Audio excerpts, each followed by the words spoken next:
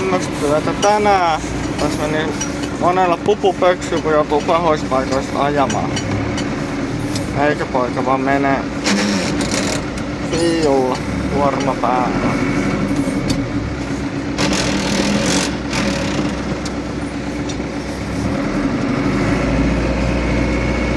Tonne alas rinteeseen pitäisi tää sitten takaperin ajaa ja kipata.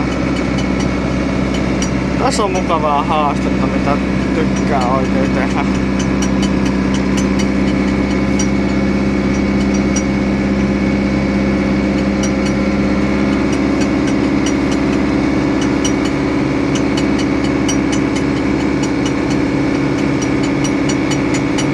Keikkatöissä on haasteet parasta.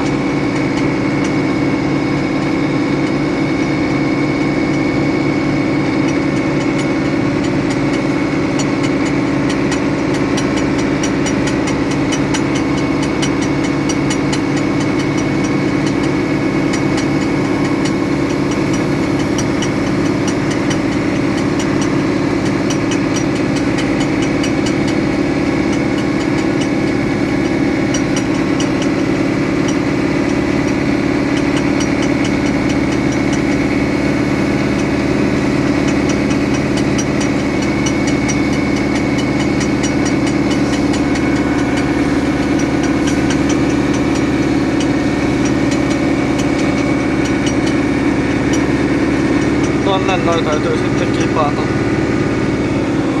Tämä. Ja lisää menee tonne vielä. Joo, mä lopetan videon, kun joutuu alkaa perottelemaan.